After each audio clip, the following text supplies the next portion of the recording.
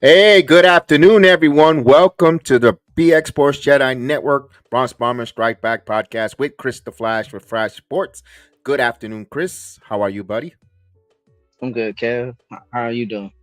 I'm doing excellent, man. So, what do you want to talk about? In the words of Cody Rhodes, let's go right to it. A New York Yankee dream for a player has come true, and his name is Marcus Stroman.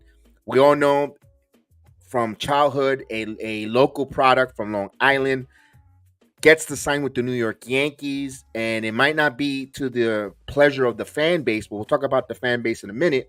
Marcus Stroman, the New York Yankees.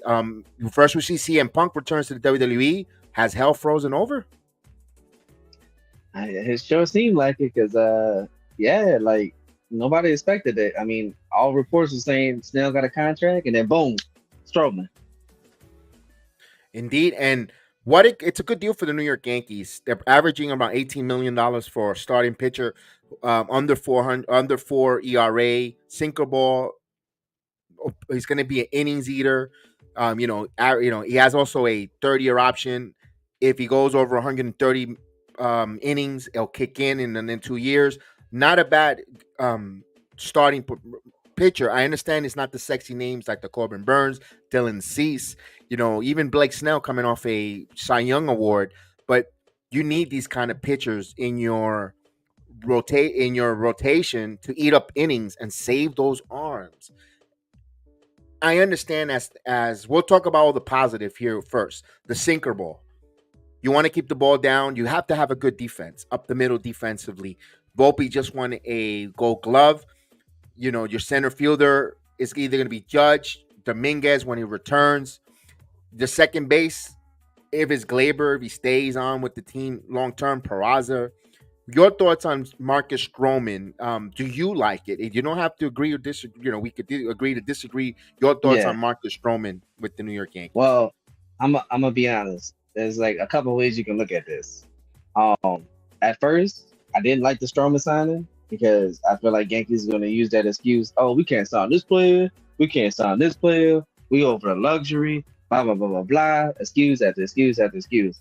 But then when it came out that he's only making 18.5 compared to what we thought he was going to get because he opted out of a $21 million deal with the Cubs, I'm like, okay, he took a lesser deal to come to the Yankees. I don't poo poo the move, but we have to do something else. We can't just sign Stroman. That's not the big move. It has to be Stroman and somebody else. The question is who? All right, I know that, and this is the one thing, and it's not with you. My irony, or my displeasure when it comes to the Yankee fan base. Of course, can we learn how to? Can we crawl before we run? Mm-hmm. And what's that? Let's build. Listen, I'm in construction. We have to build a foundation. Then you build the remainder of the walls. Then into the seal. There's a process of building a home. Can we wait until he for this team for this organization to build it? See, and then when opening day comes, now if they build us a half-ass house with no roof, then you know what, we could yell and go bananas and ballistic. Let's see here. We got Soto. What's next? 1 second. We going after Yamamoto. It didn't go through. We went to Snell. Snell right now they're not agreeing with money. Reported is that Snell's looking for a 7-year deal, around 35 per year AVA. So looking over $200 million. You got Stroman, who, like you said, opted out of $21 million, wants to come back to the Yankees.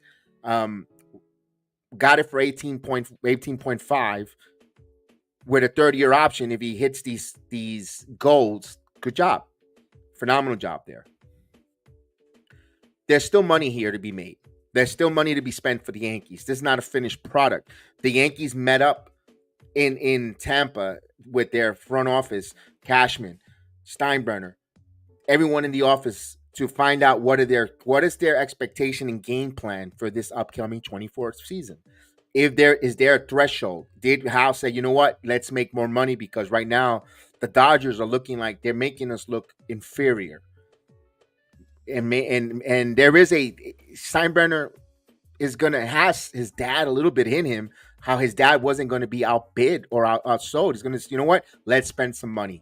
Let's get, you know what? If this is going to get us a better product on the field, where people are gonna subscribe to the Yes Network or the app, spend money at the stadium, merchandising. Why not? Business aspect. They must have crunched their numbers. They came up with a game plan. We saw right now for them to be aggressive and say they were going after Snell and then sign Stroman, and they're still saying that there's still being reports that it's still being aggressive for a starting pitcher, and adding, you know, even just starting pitcher, adding to the roster, it gives you a positivity there.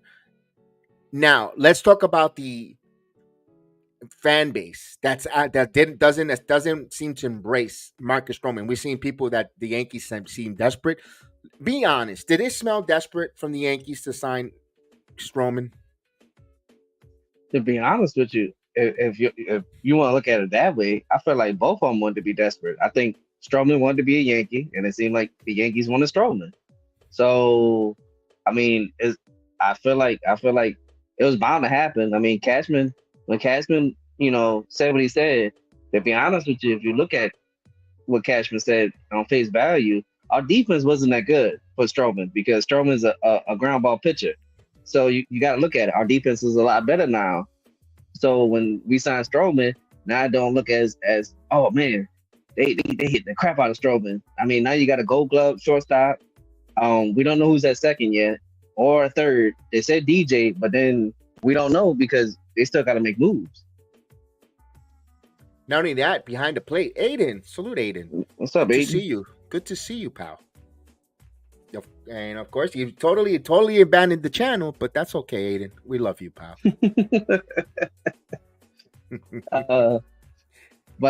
Yeah, then we still got Rizzo, a good defensive first baseman. So it's like and don't forget Trevino behind the plate. Yeah. Also neutralizes the defense.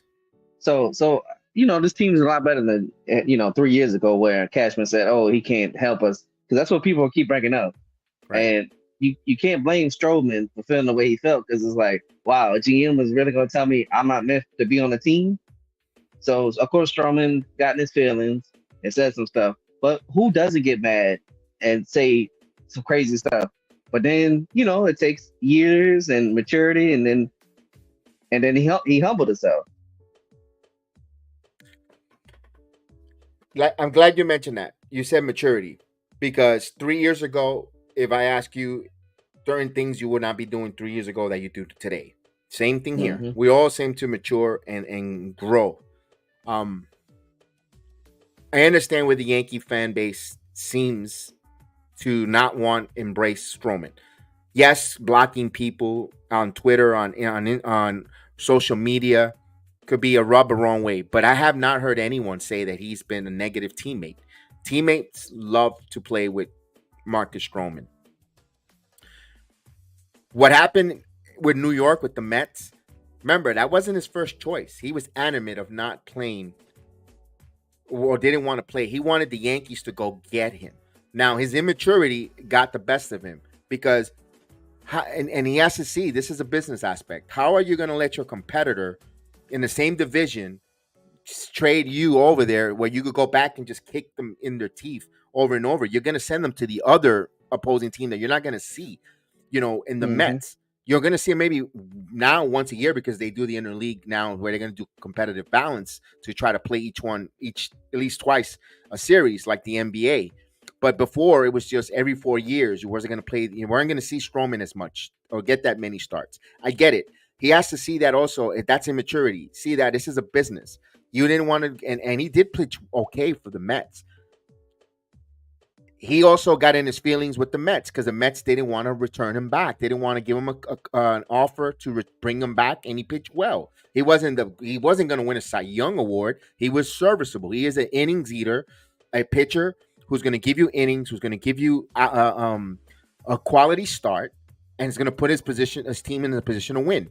Now the Mets, he didn't understand. The Mets were in between ownership.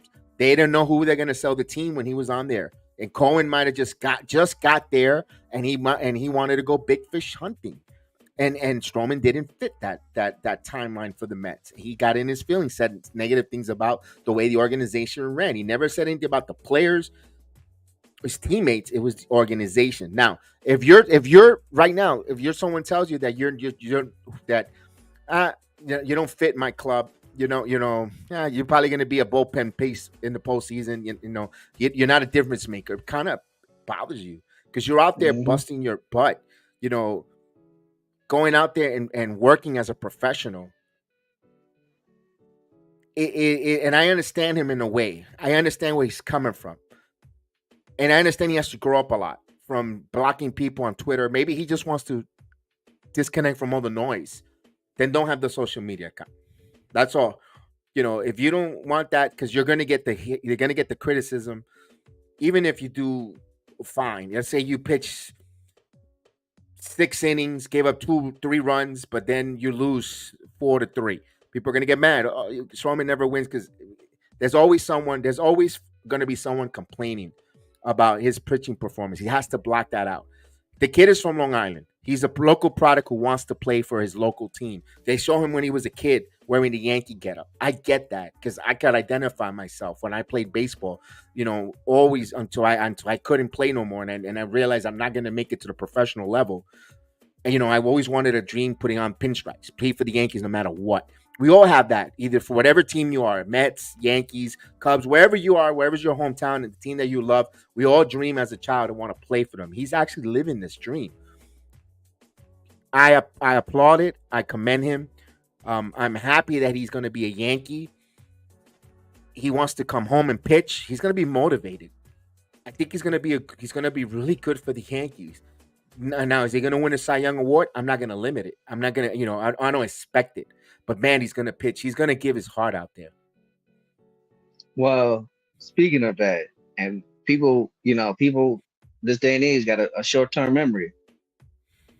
He was going. He was winning the Cy Young race until he got hurt, and people forget that he came back too early, and kept pitching, and that's why his ERA blew up and stuff like that. So, mind you, he can be a Cy Young award winner.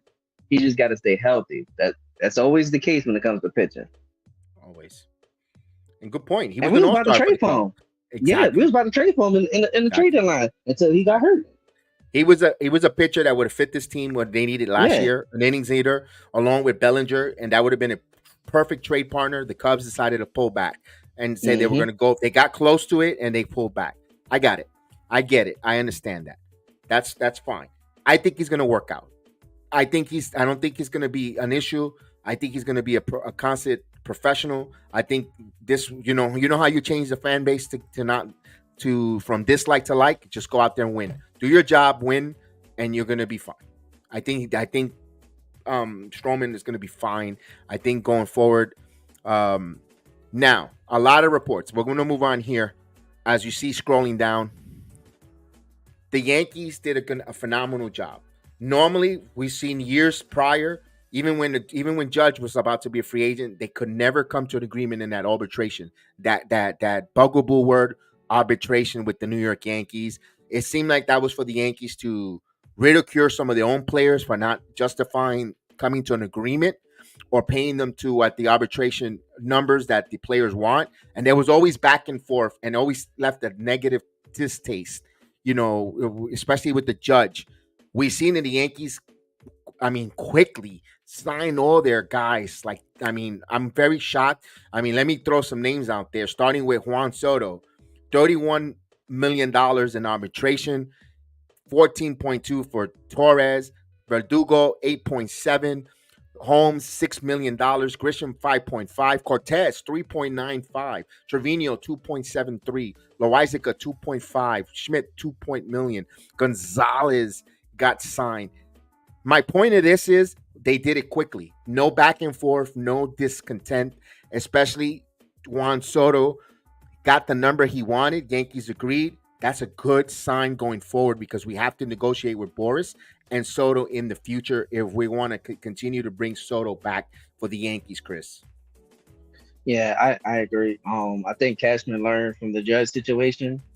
Um, how to probably a little bit like you can't fight over a million or two if you really want the player to stay. I think in the back of their mind, like Jeter and stuff like that, because of the situation with Jeter, I think they always knew Judge and Jeter was gonna stay. We don't know if Soto was gonna stay, so you got to play nice with Soto. What's up, Hill? Heal. We send you a link, Heal. Yeah, if you want to join, Hill, come join, bro. Hey, let's get my guy Jason. Oh, Yes, indeed. Let me bring him in here as we're gonna get him in. Hold on, let me get you on for a moment. And where are you guys? There we go. From my New York baseball podcast, joining us here. Always a pleasure. What's What's up, going on? fellas? what's What's up, up, Kev? What's Jason? up, Chris? Good afternoon, friend. How are you? I'm doing well. It's a great day to be a Yankee fan, I guess, right? It's a good day. It's always a good day whenever you could put on these interlocking NY cap, and even if they don't do nothing, they just make you proud because of the 27 times that they raised that trophy and the more to come. It just always makes me proud. So, what's your thoughts on the Marcus Stroman? You like it? I mean, is the guy's dream come true? Honestly, I like before the signing, I was like, hell no. I was like, no, that's the last thing we need. But when you really think about it, now that everything's kind of settled down, and you look at the deal that we signed him for, honestly, it's a steal, man. I think if you cash when you have to take that deal, you have to, and I mean, I tell you what, man, the guy has a lot of heart. He got a lot of heart to come back into the Lions den after all that happened between him and the Yankee fan base, him and Cashman, to come back and actually want to pitch here. I mean, that says a lot about him. And he seems like he's got his head back on his shoulders. So I'm excited. But like you guys said, I still think the Yankees need to make another move. Like, they can't be done. This can't be it. I don't think this is going to cut it. That's my opinion. What do you guys think? We're gonna break into that. Mm-hmm. The next, what possibly is next here. My thought with Stroman, he's maturing. You know, when 3 years ago, from 2028 or 2018 or 2017, whenever it happened, to now, a lot of things have happened. I think the maturity factor, like you said, he's a New Yorker. He understands the Yankee. He's a Yankee fan growing up. He knows that. He knows, where if he really followed the Yankees like he said he did, he's gonna know how the Yankee fan base went after even Dave Winfield. Winfield, beloved, one. He was all-star, and the people and fan base were upset that he wasn't hitting. He was called Mr. May. He gets it, and I think Stroman is going to be fine. Also, the numbers that he gives you, Let me ask you this, Jason. Before he signed with the Yankees, what was the reason that turned you off for Stroman? Was him the attacks on the organization, or his performance against the Yankees? Now, the performance against the Yankees, it's a whole different ball game when you're actually wearing the pinstripes, in my opinion. And you hear a lot of players say that too. It's different when when you're part of the Yankee clubhouse than when you're against them. So I don't think that's not what really turned me off. What turned me off is just, honestly, the Yankees, we have a tradition, and I'm not saying everybody has to be clean cut and this ain't the Army, but we have a tradition, and it's a guy like the way he was acting. He said some anti-Semitic stuff before, and this is certain things that it just, you don't want those distractions in a clubhouse, especially with all the distractions we already have going on. You see, who knows what goes on behind the scenes. You saw what happened last year with Domingo Germán.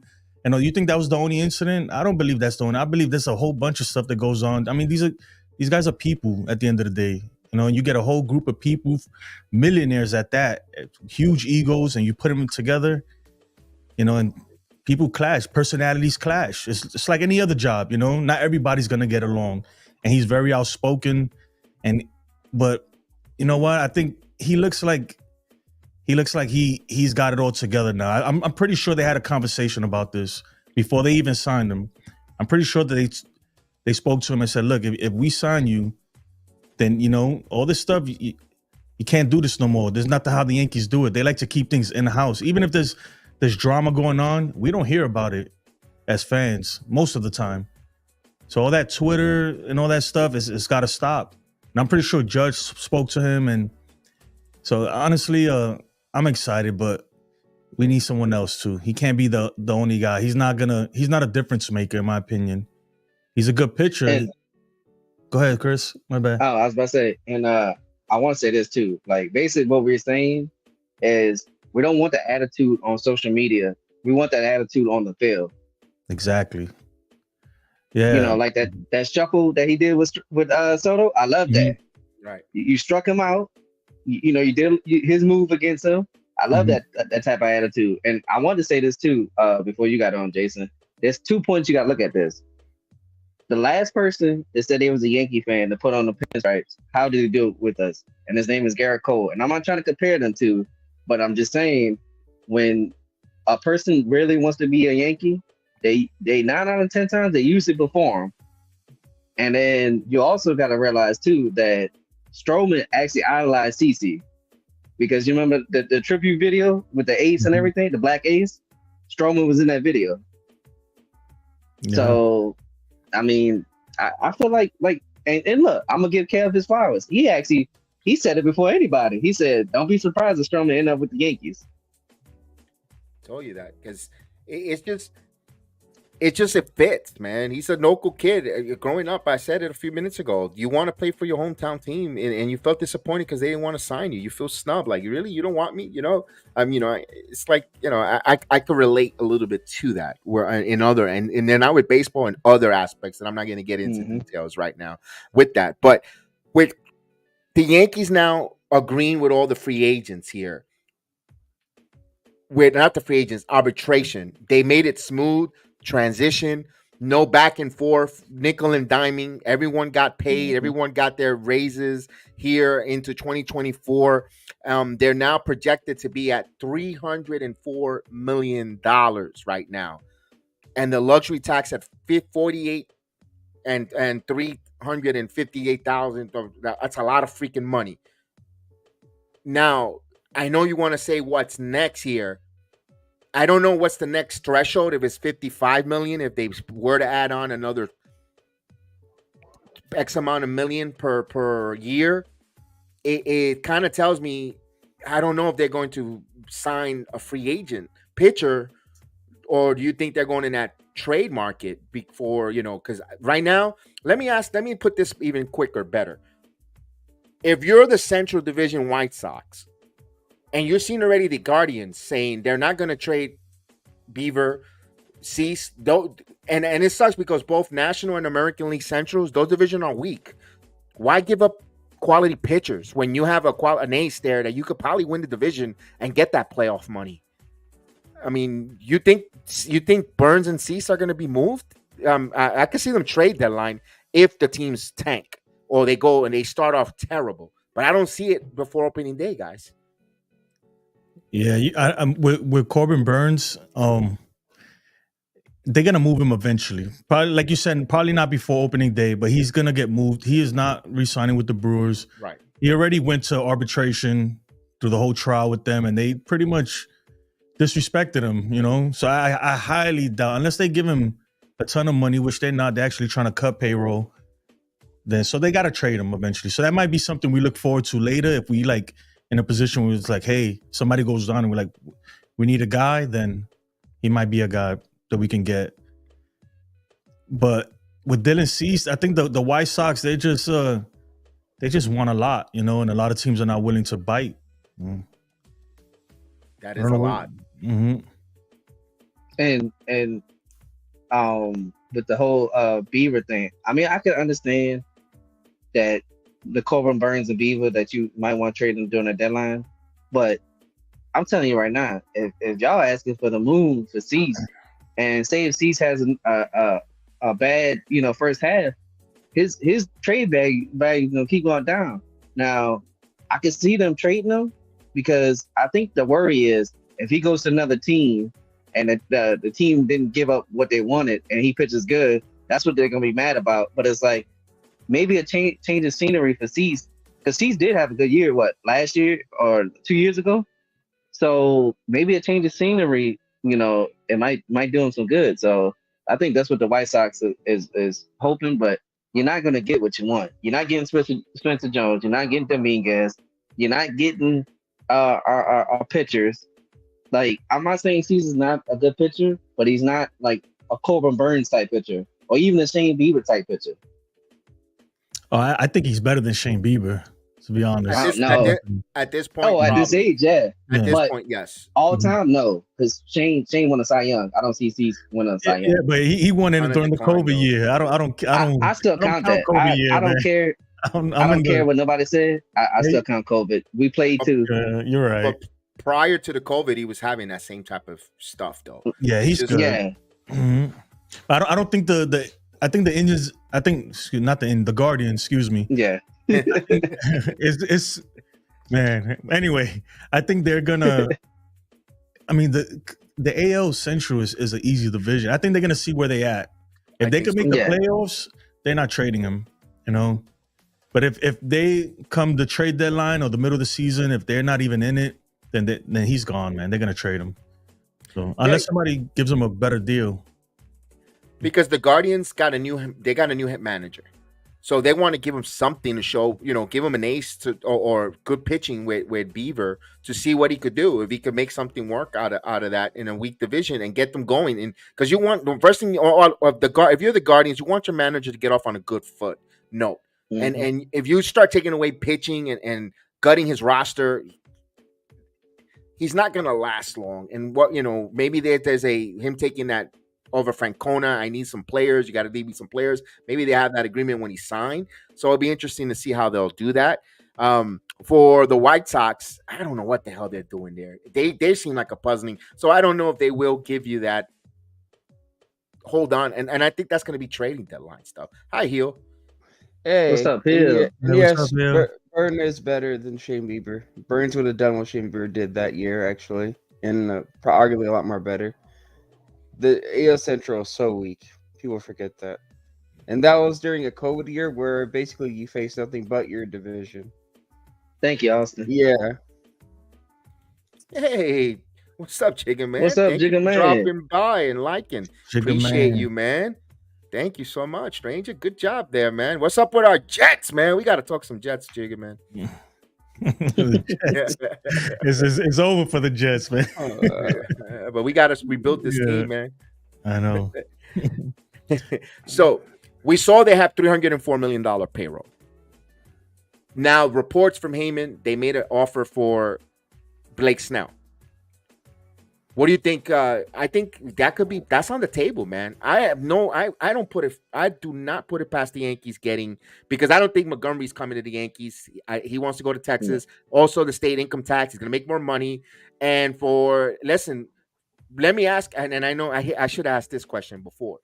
If putting the careers together, Jordan Montgomery or who we just signed, Marcus Stroman, better pitcher? I go to you, Jason, then I go to Heel, then I go to Chris, because I know what you're going to go with, Chris, because I want to leave you that as a main event. Monty all the way, in my opinion.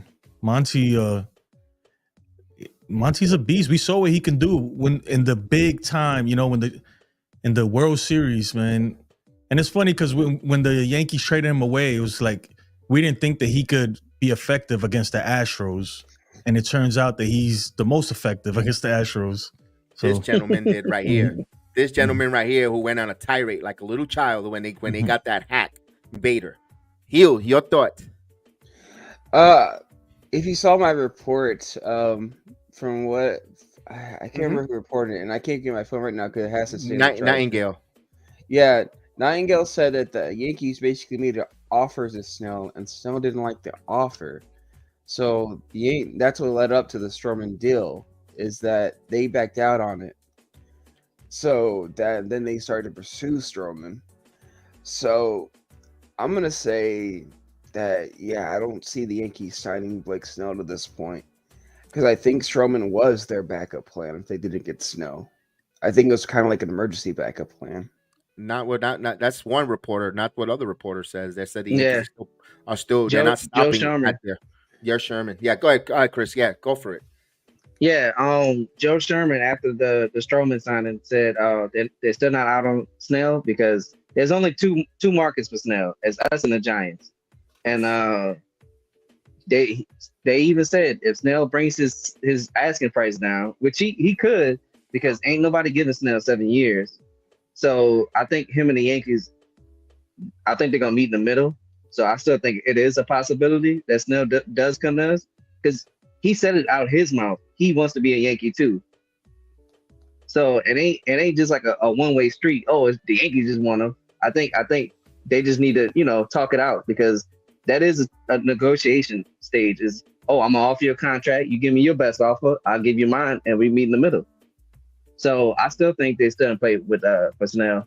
I'm not saying they're gonna get Snell, but it is a possibility. And if I had to choose between Stroman and Montgomery, I'm agreeing with Jason. I'm gonna choose Montgomery because, especially last year, I mean, the man, all the pitchers got hurt. All the good pitchers for the Texans got hurt. It was him and Nathan Eovaldi, another former Yankee. So it just. Don't get me wrong. I like the Stroman signing, but if I had to choose, I'd probably choose Monty. I got you. I like the left-hander. I'm a big guy. I'm a big time for left-handed pitching in Yankee Stadium to neutralize the short porch. That's why I was very irate when they traded Montgomery away for an injured Bader. I know he was great in the postseason and all that, but he couldn't stay healthy last year. Even though when he was healthy, he was impactful. Don't get me wrong. I'm not gonna turn a blind eye, but I thought Montgomery, what he brings, was a very important piece for the New York Yankees. And like you said, Snell, Giants or the Yankees. Speaking of those Giants, the reports are they signed Jordan Hicks, 4 years, $44 million. No. $11 million a year, Jason. That's too much money, I'm Jason. happy. That's too much money for too Jordan. much money. $11 million a year for Jordan. That's a lot. Yeah, I'm not doing that. I'm not touching that. Yeah, he signed with the Giants. He would have been a nice electric arm, but for $11 million, Jason. Yeah, I might. No. Did that just happen right now? Yes, sir. That's pretty reasonable, if I'm being honest. I mean, because like you guys got to imagine too, like even if you think it's too much, the prices for these players, especially after the Shohei contract, it's going to be rising. Like a lot of that's why I think at one point I even told Kev and others too. I'm like, whatever Shohei just got, a lot of players that are about to hit free agency, including Juan Soto and others, they're gonna see that and they're gonna be like, wow, okay, so if I can what I thought I could make, I should probably test free agency this upcoming season because now Juan Soto coming into this season probably was worth 300 to 350 mil. Now he's definitely going to be in the 400 mil range because now his agent's going to be like, hey, we're talking about the Ted Williams of the modern age. He better get 400 to 450 mil. Well, me and Kev. Mm-hmm. Go ahead, Chris. Yeah, I was about to say, me and you are ready to go for it. we talked about this already. I want people to understand this. Shohei didn't get 700 million. So Soto is not getting 700 million. That's deferred money. People got to understand that. He actually only got paid 498 million. 460. So, yeah. So even I mean, I don't know if I can do this, but Kev, can I shout out somebody's channel? So Mikey Mizer and NFE Strike Zone, they did a interview with Scott Bryan. Even Scott Bryan said the same thing. Don't look for Soto getting 700 million or this and that. That's not going to happen. Now he might get up to, like Kev said, before we got on stream, like 550. I can see that. That's more reasonable. But don't. Oh, he gonna get 700. No, that's not happening. Yeah, no, but his price did go up. I mean, unless the Dodgers offer him $800 million for layaway for the next 40 years. I mean, and defer for the next 40 years. Maybe that's where they go. I mean, you never know. I tell you, you know why I would have gave Jordan Hicks the 11 million. If Severino's getting 13 million, you got freaking Montas who pitched one inning last year. 17 million. The Yankees paid him 17 million. That's why the Stroman deal made sense. But here's what's the closer for the Brewers? Devin Williams. Yeah, Devin Williams. He only got 7.5 million. That's it. Oh yeah, but he's in arbitration. Yeah. Yeah. Mm-hmm. I mean, yeah, that's a bargain. He's better Exactly. than Jordan Hicks too. Oh yeah. And Hicks is not a definite closer neither. He lost his job in St. Louis, Yeah, but when he went to Toronto, he got a lot better. I'm a fan of but he Hicks, wasn't a but closer in Toronto. He yeah, wasn't a closer You're in right. Toronto. Yeah, you're right. So that's what we're looking for. We're looking for a closer. Established Like, closer. don't get me wrong. Yeah, I like Hicks, and some people do want him as a closer. But I'm sorry, you lost your closer spot in St. Louis to the dude that we traded St. Louis. I think it's Gallegos. Giovanni Gallegos. Yeah, he became the closer for St. Louis. Well, Jordan I'll say Hicks this. lost his spot to him. I'll say this. I'm just glad he didn't go to the Astros. You hear that? Yeah. Because they were interested too. So he's in the National League. We don't have to worry about that guy. I mean, but who else is out there? We still need the bullpen is not 100% either, in my opinion. You know, there's we got a lot of question marks, man. I'm excited. Like, yeah, we got Soto, we got Marcus Stroman. We are better than we were last year, but we still got a lot of holes, and I don't know how we fill them, to be honest. There's also been a report the Marlins now shopping Luis Arraez. Luis Arraez's name has been put out there. You could go to Miami. We've seen a lot of names there. Losado, you know, along with Arraez. Now you really can make a big blockbuster move between the Yankees and the Marlins. You know, any intrigue, any peak, any interest on wanting to trade with the Marlins, Chris, for Luis Arraez, and depending on, or is it something that is like far fetched? Nah, I mean it's not far fetched. I mean, it's a possibility. We have stuff that they want, and they have stuff that we want. So I mean, why couldn't we, trade for them? I mean, they need catching. We have catching depth to trade for them. They need infielders. We have infielders. They need bullpen help. We can give them bullpen help. Yeah, honestly, Luis Arraez, man, that's who we should have got from the Twins to begin with. Yep. You know. Yep. I don't know, but that's a whole nother topic. Sometimes it drives me crazy. Sometimes when I think about things, and I'm like, but to get a guy like that, you're gonna give up the farm. Spencer Jones, Dominguez, all them guys, they have to be included to get at him. They're not just gonna settle for. They're gonna want at least 3 top 10s. I did see a nice package out there. I'll try to find it while you speak there. Yeah, he's gonna cost, but I think he's worth it, man. He's probably the best hitter we've seen in a long time in the major leagues. As far as like a contact hitter, hits for average, the guy's phenomenal. He's batting in what, like the 340s, 350s. At one point, he was almost at 400. Well into the season.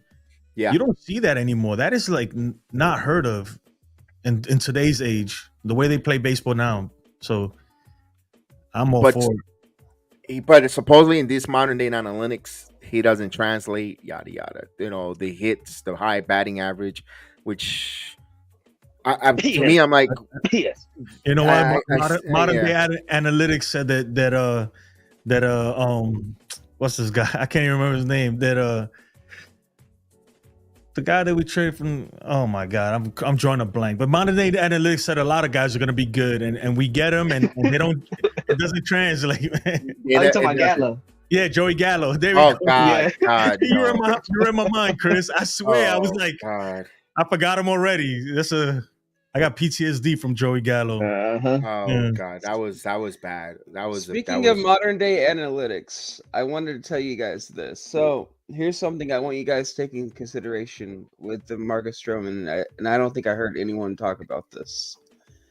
So ERA plus also measures how good a pitcher is in different ballparks, and I want you guys to really consider this.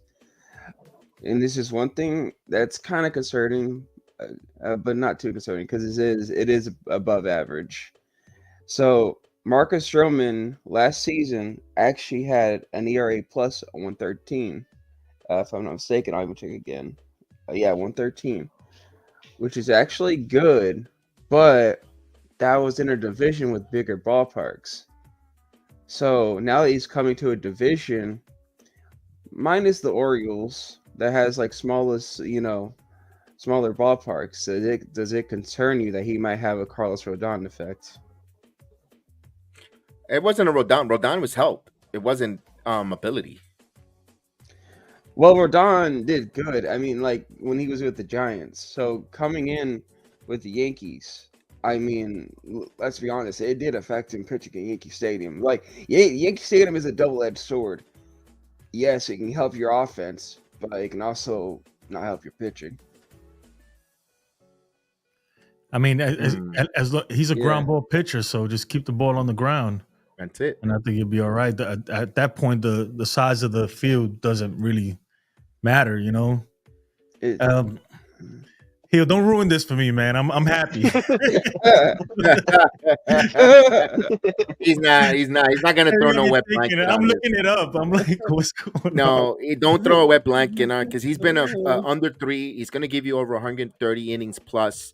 Where you got Clark Schmidt coming off a year with the most innings he's pitched in his career, over N.Cortes, who had arm fatigue last year, and he's gonna bounce back. My point is, you got 2 guys that you don't know, and you don't know what Carlos Rodon's health is going to be, if he's going to stay healthy. But you know you have Cole off a Cy Young Award who made all his 30-plus starts. You don't know what effects, but if you got Stroman who showed you time after time, year after year, he could get the ball every 5 days, and throw over 130 innings. That's going to help you. That's going to help the team. It's going to alleviate the load off of the whole starting 5. So I like that there. Let me bring my son Austin for a moment. Let's see. No, he'll come back in. So what you're, so I kind of like Stroman's move there. I did wanted to bring up that back to the Luis Arraez deal. Unless if you guys got another point, I have. Would you accept this move, this trade? If you go for Losado, Arraez, Yankees send Torres, Schmidt, Peraza, and Everson Pereira. What are your thoughts? Oh, 100%. You have to. You have to do that. Yeah, because you're sending them a good outfielder, and also that. Look at the names, the 3 names that are marketable for the Miami. I'm a big person. I'm a big person that you try to get players to market around your stadium. When I mean stadium, there's a lot of Venezuelans, Latinos in Miami. You're bringing a Gleyber Torres, who's Venezuelan, Peraza, and Pereira. You can market to your stadium, to your fan base, and you can have them. And now you got people to come to the ballpark.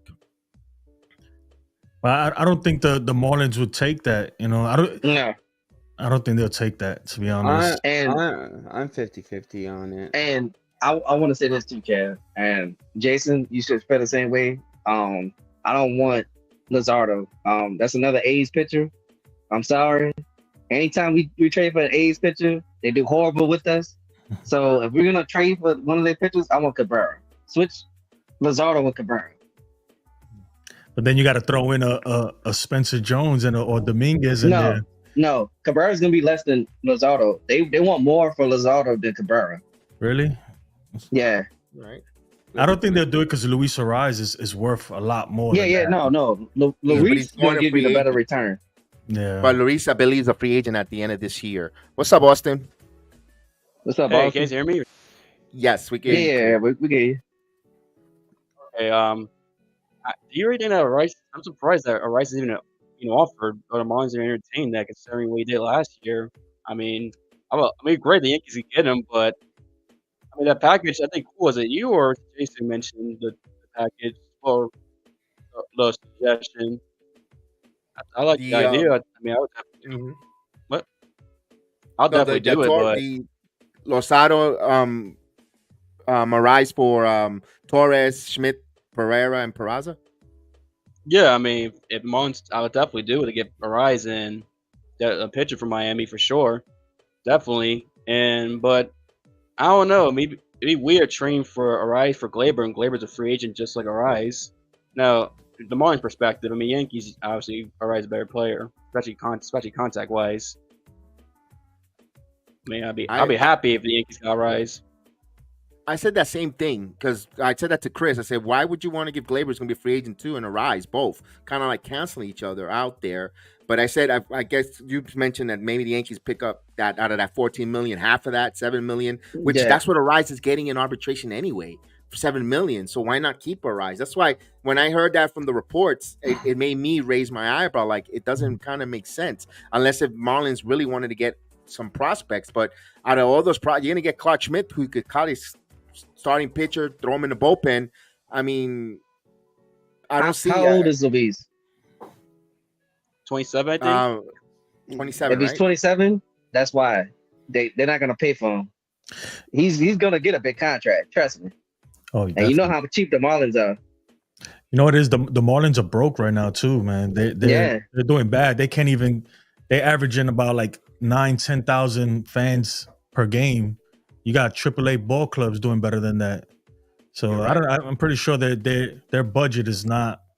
It's not where it needs to be. So they'll move That's a lot what of guys. frustrated. That's what frustrated Derek Jeter out there. You know, wanted to put a winner and didn't have the resources to go and get the players. Yeah, he's 26. He'll turn 27 on April 20. Pretty much that's- almost the same as Gleyber Torres. Gleyber's 25, same age. I mean, Yeah, that makes sense. That's probably why they want to trade him. Because like I said, they probably want to get as much as they can for him right now. But now that I think about it, Kev, if I'm the Yankees, I wouldn't do that deal only for one reason. You don't know. Let's just say you do lose Juan Soto. Then what's your backup plan? Spencer Jones, and if you keep a rise, you got a rise. Spencer Jones, Mhm. Dominguez, Judge, and you still got Verdugo. Everybody. But you got to think You about this forget. too. You don't know the ceilings of Pereira or Peraza. You don't know their high ceilings. So I grant that. I get it. And the same thing with Corinne Frazier, as well as Andujar, as well as Bird, as well. Can the list go on and on again? This is the song that never ends, my friend. I mean, Too many guys. and Luis Luis Arias, absolutely. Like, he would be the big W in that trade, obviously. But Luis Arias for Gleyber Torres, obviously that would be a win for the Yankees. oh yeah, But at the same time, it's like, do you really have to do it? Not really. It's not like No. Gleyber's a bad player. And Luzardo, I mean, for Clark Schmidt, I don't know. It's like I said, it's kind of like one of those. Yeah, really. yeah. I get Yeah. you. I get you. But we have to talk about it because it's being mentioned. Let's have that. Yeah. Let's hear our thoughts from our perspective. You know, wanted to hear everybody's thoughts and the argument. Well, we have an argument, so it looks like we're all in favor of not making that deal. Although we would like a rise. I've said it before. I want to see Gleyber Torres play for that bag, trying to get that contract extension. And we'll love if he's gonna have a career year. I want to see what it looks like in a Yankee uniform. But even if he goes, I don't know about you, Jason. Would you like to see that for him to career year with the Yankees? What it is? Yeah, it depends. I mean, at what price though? That's the whole thing, you know. I mean, I like to see the homegrown talent stay with the Yankees, of course. But sometimes it just doesn't work out that way. But I want to correct that. I'm for that trade. I think you I want to you switch. have to make that trade. I want to switch Yeah. the I am pitches, too. but I'm agreeing with Jason. I think you and have to. Yeah. and the piggyback what you said, Kev. We saw what Luis did with the Marlins. Now imagine with him on a contract year, what he can do. So I would take the trade. I just want to switch the pitchers because I don't want another A's pitcher coming to us. All right, I get you. I wouldn't feel one bit against that because we've been burned with the Oakland Athletics pitching staff. Yeah. Yeah. I mean, yeah. We've been really burned badly. I mean, Jesus. I mean, the list is major.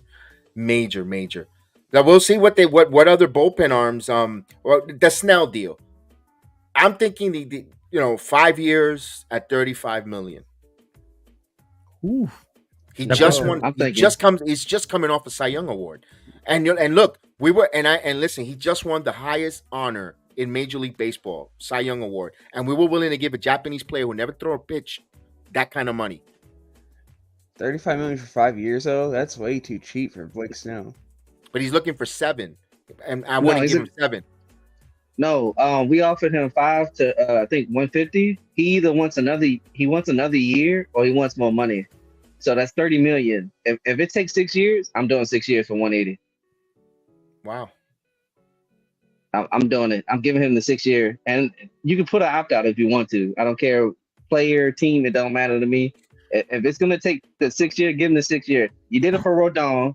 I'm sorry. I'm not comparing pitches. We paid Cole. He's got an opt-in for 10, and he's gonna be old too. So it's like, if we're gonna go all in, we might as well go all in. Put the chips all in.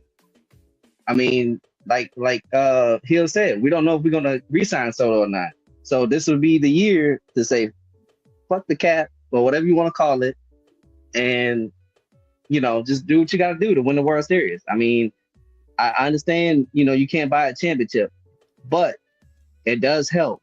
I mean, look at what we did in 2009. I'm sorry. If you can say whatever you want, we bought that championship because we got the best players, but it was a chemistry thing too. We bought the right players. And I feel like this team so far, Cashman is bringing the right players in. He's bringing in Soto. He's bringing in Verdugo, which he's pissed because of what the Red Sox did to him. Same thing with Marcus Stroman. I think Marcus Stroman's got a chip on his shoulder. Like, I'm going to prove to everybody that I'm meant to be here. But I think the way I see it is like, okay, if we do that, that puts us at what, like 340 million, right? Around there? Yeah. 340 million. So next year, I know we got some money falling off the books next year. We still got to make room for Soto, man. This guy's not going to ask for, he's not deferring $680 million. I'll tell you that much. No. He wants his money now. So, I mean, that's the only reason I want Snell too, but I start thinking like, is Hal really going to make that? Like, how much money that leaves us left over for Soto? Because we got to put him a real offer. He's going to get. I knew you was going to bring that up. And this is what I keep trying to tell fans too, because that's the first thing they say. Oh, we ain't gonna have enough money for Soto. We got $100 million coming off the books. So what we at now? 304. Yeah, 304. Snell will put us at what? See, he gets paid 30, so 334. You take $100 million off, that's still 234. You add Soto's contract. We still in good hands. So it's like, I don't want to hear this. Oh, we're not gonna have enough money for Soto. Trust me, we're gonna have enough money for Soto. But 100, you still got 100 millions falling off, but you still got to fill those spots, with other players. Well, we got the players. We got the players to fill the spots. Like, say we don't trade Peraza and we let Gleyber go. We still got DJ. DJ can take over first. We still got Cabrera that can play all over the infield. So we have the players. We just got too many of infielders and outfielders. We don't need all that. Yeah. So, I mean, even Spencer Jones, because people keep saying this. If we keep Spencer Jones, sign Soto and Dominguez, where's Jones gonna, we still got all these moving parts. It might do something with Stanton don't perform this year. We don't know what might happen.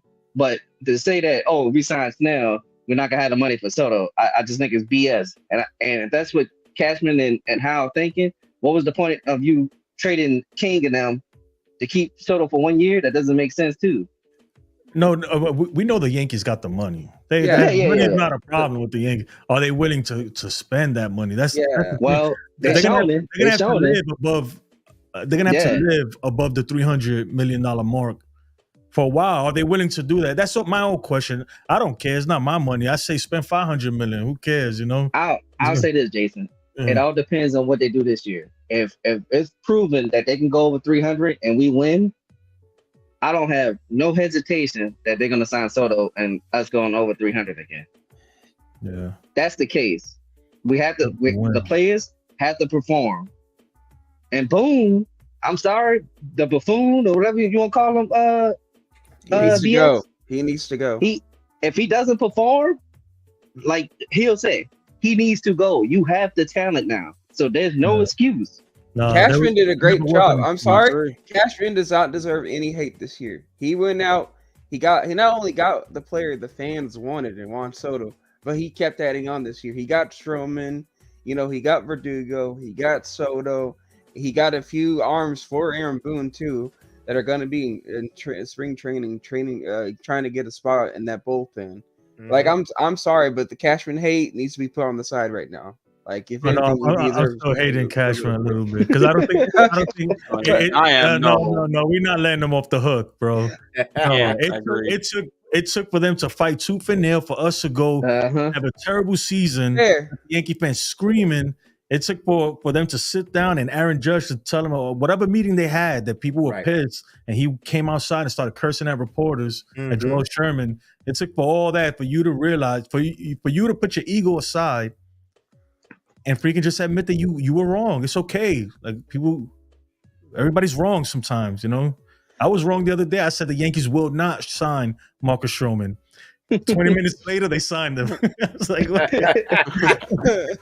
So I had the same thing. Oh, man. That's fair, but all I'm saying is right now, let's like chill on Cashman, and right now all the pressure's on Aaron Boone. If he does not, like, what would you say is the ceiling right here? At least make it to the ALCS at the very minimum. Made the World Series. Making the World Series. Okay, if he doesn't make it that far, we'll say the World Series. We'll all agree right here and there. If he doesn't make it at least to the World Series, he needs to be gone. Yeah, he's got to improve. He's got to improve from Girardi. Girardi was one game out of the World Series, and Girardi had a good talent with young players. This time here, you're stacked with a lineup. And you know what? I'm the first one. You know, I can't stand Aaron Boone. Everybody knows that. I can't either. But I tell you one thing: he's the right guy here for this type of team to manage these personalities, because Verdugo has a history of being late and supposedly whatever negativity that came out of the Boston media or the Boston clubhouse. Stroman, we heard of with his baggage. One thing I got to give the devil his due: he knows how to manage these personalities. You don't hear the. I'll be right back, guys. You don't hear the ira or the negativity from a Boone. He knows how to manage these personalities, the A tapes, and he knows how to navigate. I got to give him that. Baseball decision wise, I'm not a big fan. You know that. But you know what? I like Brad Osmus there because he's a catcher who's going to have his ear. I think he's going to be there for strategy purposes. I think they bought him there, and they should have done that from the very beginning. They hired Boone. They should have bought a bench coach who was baseball strategist, who knew the ins and outs of baseball. And I think Brad Osmus is going to help Boone.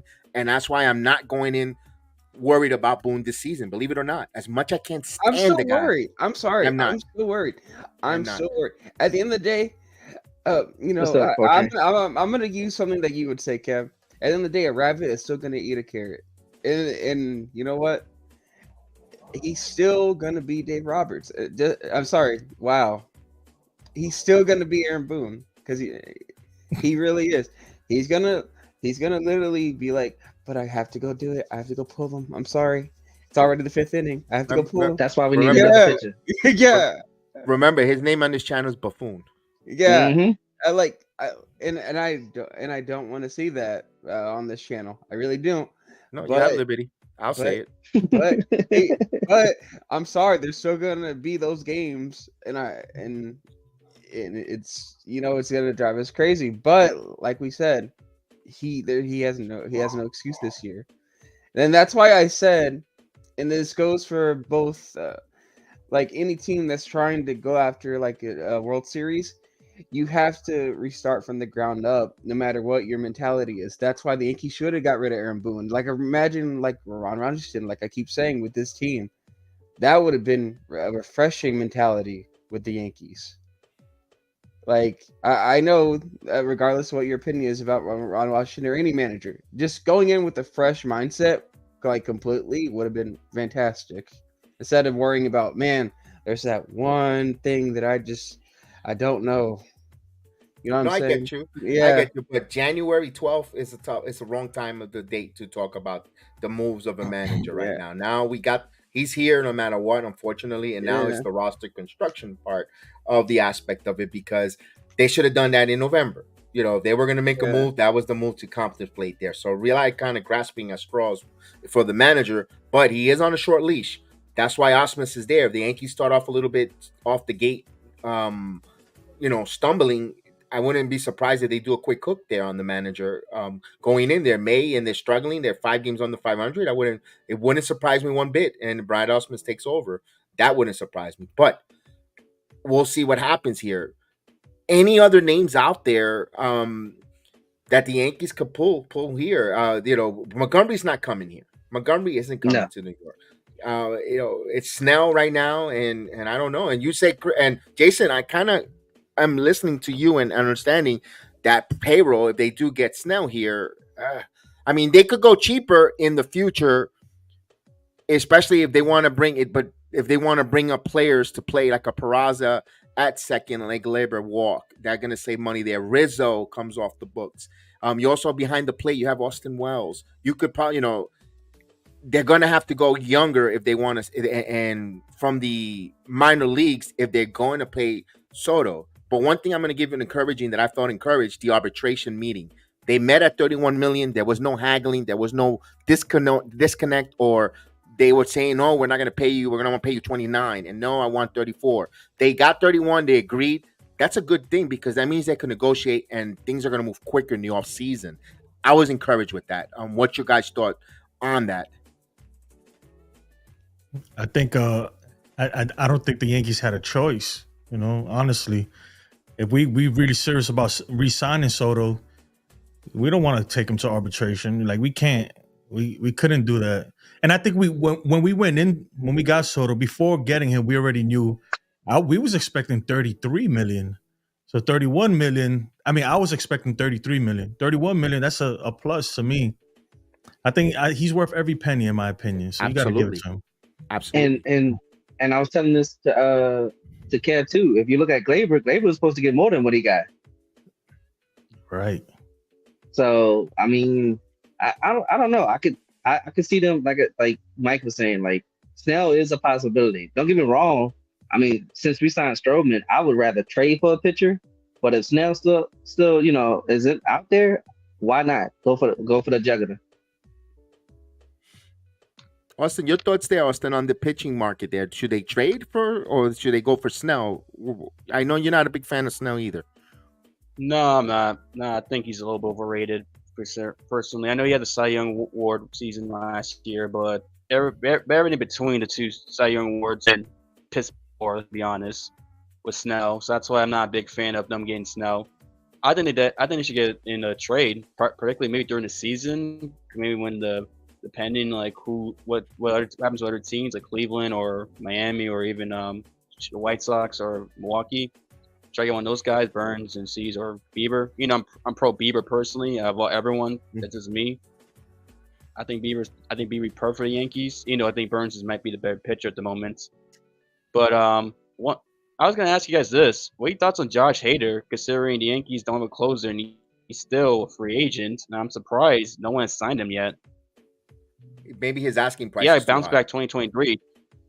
Yeah, but I'm not paying him $20 million. Yeah, from what I've been hearing from sources, Josh Hader is getting probably somewhere around the neighborhood of $100 million. Yeah. In the reliever market. Again, that's just what I'm hearing, and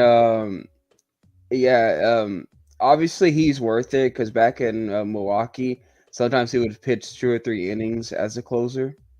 And there was a point where I thought Craig Counsell was just gonna like break his arm. So obviously he is worth it. But do you want to like risk it and sign him? Maybe. But yeah, he is a really good reliever. He did show some struggles though in San Diego at one point. I think it's when he first got there. Yeah. So yeah, I guess it all depends on how you feel about Hader. Personally, I still will love him in Texas. I hear the Rangers are rumored to be in on him. As for like the Yankee side of things, of course you love him. Personally, I still like Clay Holmes as a closer option. I know you guys aren't comfortable with him, but if you guys want a closer, Josh Hader obviously is perfect. Okay, Jason, your thoughts there? I didn't hear your thoughts on Hader's. On Hader, I would love Hader. I mean, but he wants a lot of money, and right now, I don't think the Yankees. If the Yankees did get Hader, then that's it. We're done. Then you could kiss Snell goodbye. That's definitely not gonna happen. Okay. Yeah. So I don't know. It's kind of I'm torn in between. It's a lot of moves that I feel like the Yankees can. I want them all, to be honest.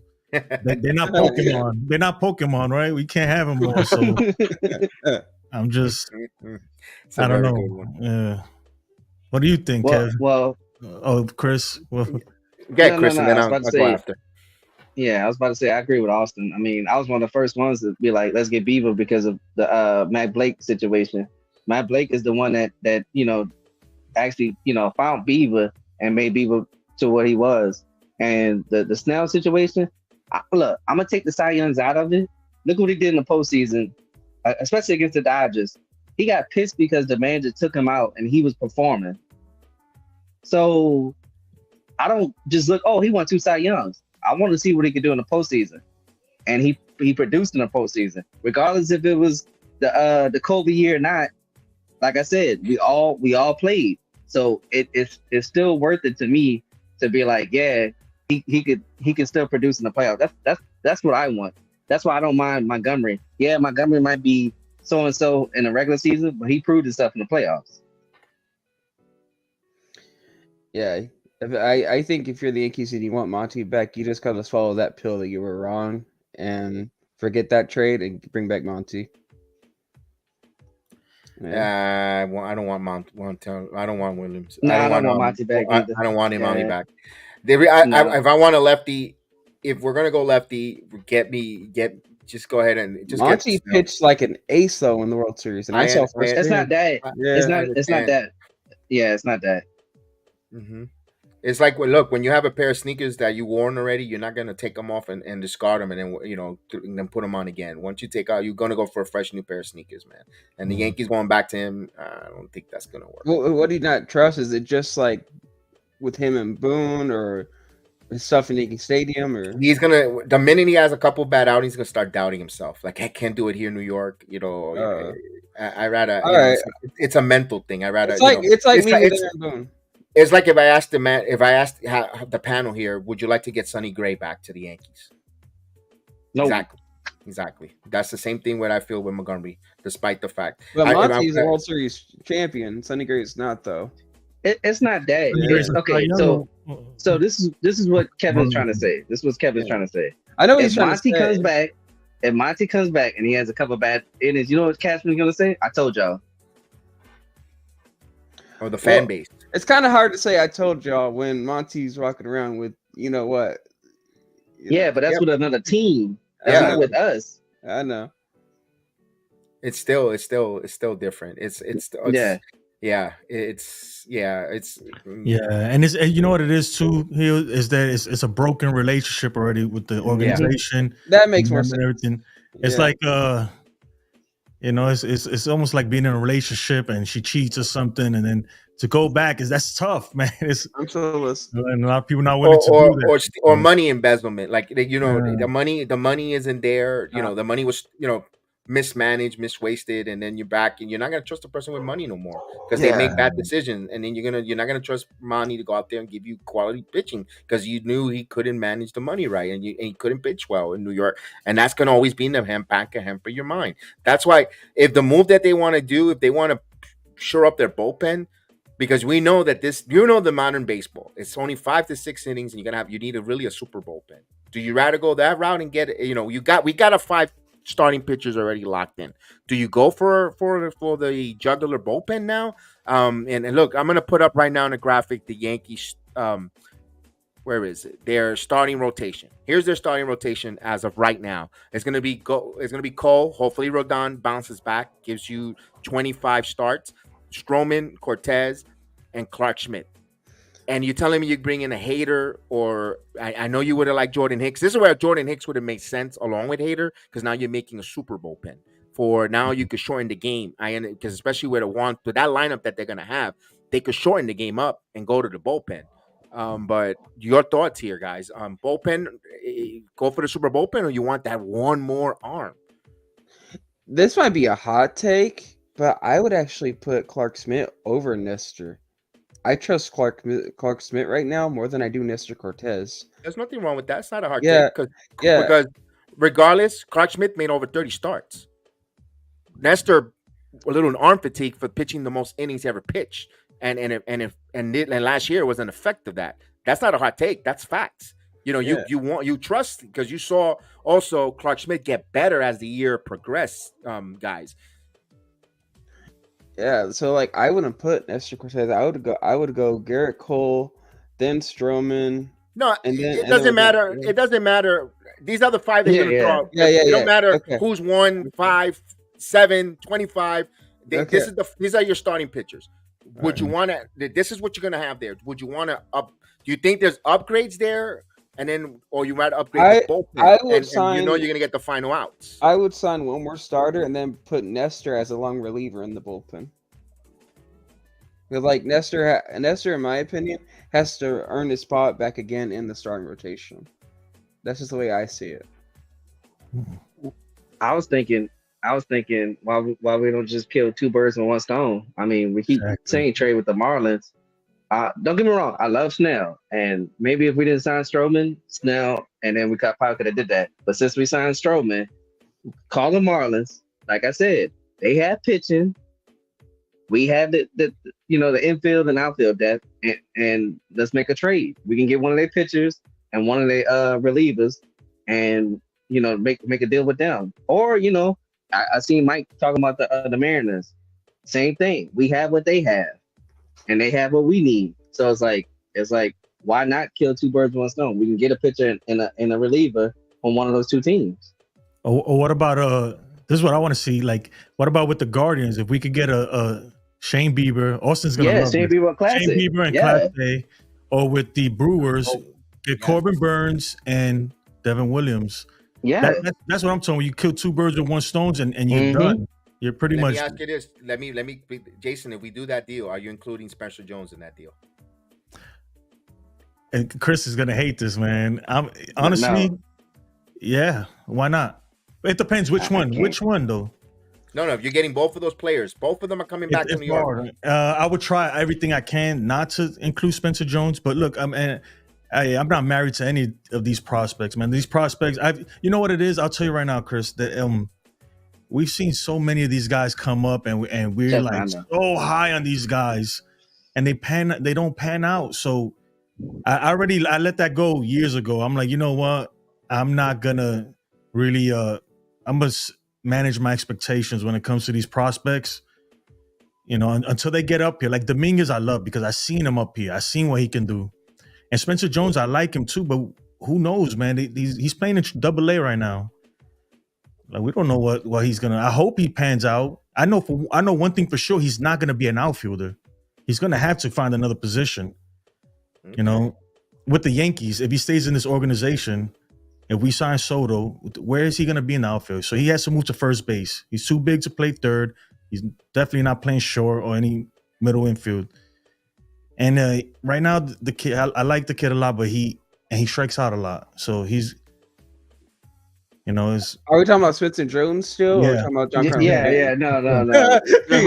Because well, I wonder. I knew I don't know. I got all the rebuttals just in case if somebody say this and this. Mhm. So the Spencer Jones thing. I just brought it up.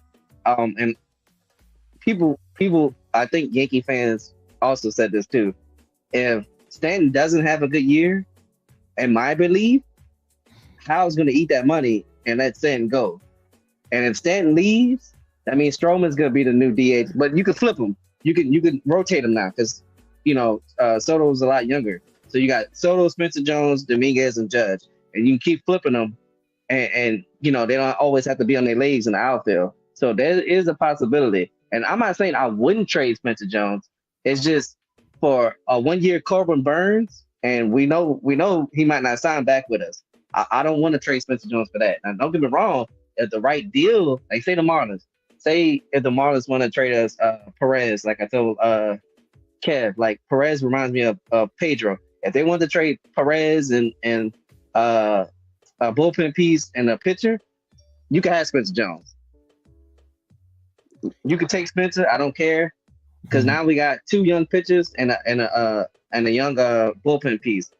I'll do that, but I just don't want to trade Spencer for a 1-year Burns and he leaves us and then we don't have Spencer Jones no more. But you're getting Devin Williams with them. I'm talking about a 2-for-1 but trade. Devin needs a new Devin contract Williams, too. Corbin Burns. The Devin Williams has 2 more years, I think, in arbitration. Yes. No, they bought his 2025 arbitration. They bought it, but 2025 is a free agent year. He'll be free agent in 2025. Oh, Got so he's one more Not long enough. Now, Yeah, Class you're A, right. Yeah. yeah. Class A got 5 years. That's a different story. Yeah. But Devin, All right, no. let me ask you this: Will you trade Spencer Jones for a World Series? Oh, of course. Of course, right? Of So course. he's on the chopping block. What's your thought, Austin? What's your thought? No, I would trade Spencer Jones for a deal of Burns and Williams, or even Bieber and Clase, considering especially Clase, considering he's got 5 years. I think Chris said in his contract. So he'd be a closer for a while. And he's young too. He's like mid-20s. I think he's a young guy. Yeah, he's pretty young. Clase, definitely. So the bullpen I think he's 23.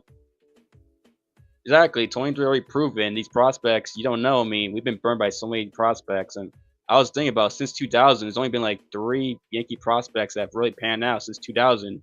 Judge, Cano, and Betances. Everybody else is maybe Glaber, and that's maybe Glaber. Everyone else, you gotta be honest. But he that comes from the Cubs system, though. You could technically say he came from the Cubs system, which flourished under the Yankee system. So we could say semantics on that one. So what's considered panned out? Because I do have another name that panned out, but then he got hurt, and because of the Chi-Man Wong, he actually panned out until they did the NL thing with the pitcher had the bat and stuff, and then he hurt his toe. But didn't he come from the Korean League already, a major league already? He wasn't like from. Well, I know he was in their minors. If Hill or somebody want to look it up, yeah, I think he was in their minors. It's like he's from Korea as well. I thought he was a Korean professional. I mean, he could have been, but I knew he was in our minors. You're talking about the pitcher, right? Chi-Man Wong. Yeah. Chi-Man Wong. Yeah, he pitched in the majors over there before he came. I understand that we there's examples of guys who pan out, but there's so many more that don't. Yeah. We know. Andujar, Clint Frazier, Chance Adams. Look at the dude we traded with Seattle, Sheffield. Like Greg Bird. There's just so many. The list goes on and on and on, man. And Tyler Austin. Capillion. I mean, but here's the thing. Here's the thing, though. When you have a guy who is Jordan Montgomery panned out. 6'7", 6'7", what they're saying from Jones, and when we saw, not for nothing, from O'Neal Cruz, from Judge, even Stanton, at those height, when they play in the major league, they're special. That's why you really want to hold on to the young man and not trade him here. You gotta hold on to him in a way if you can. But like you said, will we trade him for a World Series? I think 95% of the Yankee fan base will say yes, but nothing is guaranteed because you don't know that. But damn, that talent at 6'7" plus, man, that's a beast of a major league player out there. Unless hopefully he's not comes out of stiff. But damn, but here's another rebuttal. He could also be the Francisco Reyes, who didn't pan out. That dude was 6'5". Phil Hughes. Phil Hughes tanned out. He tanned out good for the Yankees. Yeah. But my whole thing though with that is just the thing is that he's our most valuable prospect right now. Yes. Besides Dominguez, and Dominguez, I think everybody and Ben Rice. Don't forget Ben Rice. Yeah, we're not trading Dominguez. But that's the name that all the teams, from what I'm hearing, that they're asking for. So if we want to make a trade, then that's something. If not, then we don't, and we just make small little moves here and there, and that's okay too, as long as we're doing something to better the team. Here, I got a list of prospects that you guys drafted, just in the first round, I think. And I'm about to name all the ones that panned out. So Ian Kennedy panned out. Yep. Jabba Chamberlain. Mm-hmm. I mean, he's more known for doing podcasts, but okay, whatever. He did pan out. Hey, he got 2 chips. He got 2 chips. He's talking a lot on podcasts, but go ahead. I know, but he got 2 chips. Obviously, there's Aaron Judge. There's Clark Schmidt. Anthony Volpe so far is doing well. Austin Wells is doing good for and then from there on in, we have yet to see Trace. Trace Sweeney got traded. If I remember correctly. Yep, to the Dodgers. How many of those? How many are the ones you skipped over that didn't pan out? That's what I'm interested.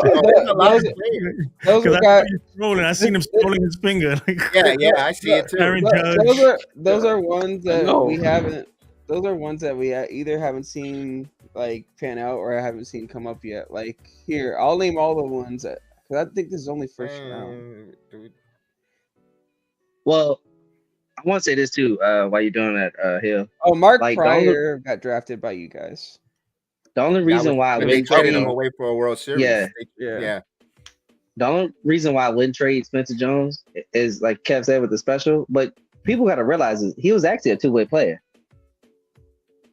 That should let you know how special he was. The Yankees got two-way players on. They drafted one this draft. This Yeah. draft that passed. Who was a two-way player who could pitch and hit. They don't know which if he's going to be a pitcher or a hitter yet.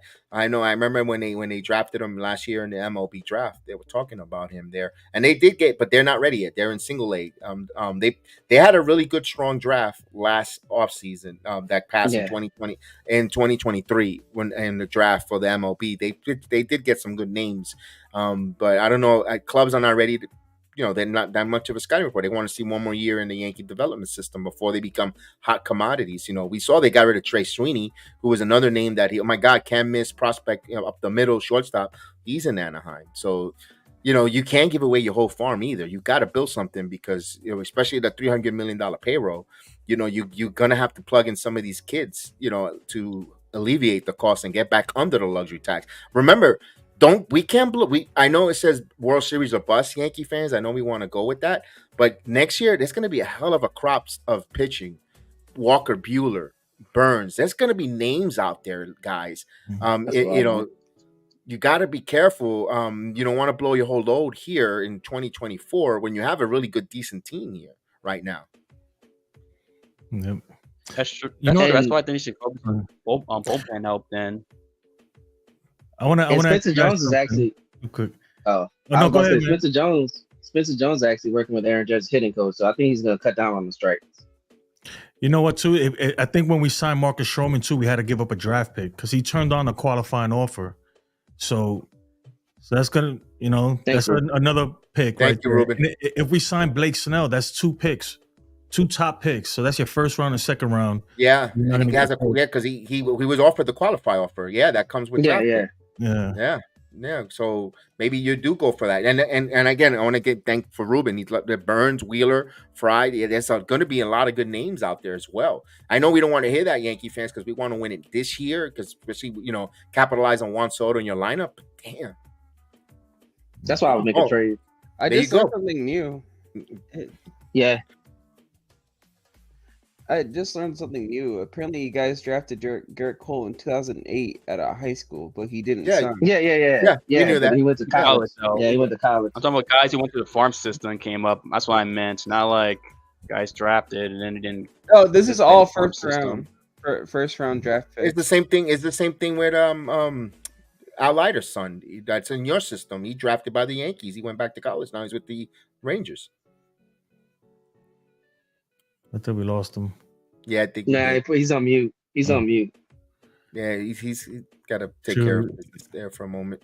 Marlins taking offers. Yeah, we see that they're taking offers there, but they, we don't know if they're going to move there because look, things are going to get busy now. So this is going to be a lot of action now because it's under 40 days before pitcher and catcher. Where today we're getting close to almost 30 days for pitchers and catchers. All right. I have to get off now, sadly. Yeah, no problem. Yeah, it was interesting going through all those prospects and all that. No problem. We appreciate it, Heel. Take care Thanks, of business. Yeah. Yes, sir. Thank you for hopping on with us. All right. Have a good day, guys. You too, Heel. You too. Got a couple more. Hey, Kev, I got to take off too, man. I got my work. Man. We're about to end here. We've been good for a good solid hour and 20 minutes. We just wanted to get our thoughts on that there. So your final, before you get out of here, your thoughts here. First, tell us where we can find you. Of course, we know, but I want the audience to hear it. We want to make sure and thank you for collaborating with us and coming on and joining our streams there. We really appreciate it. We love the collaboration here. Not many of them play nice with us, but we collaborate. We like when people do collaborate with us.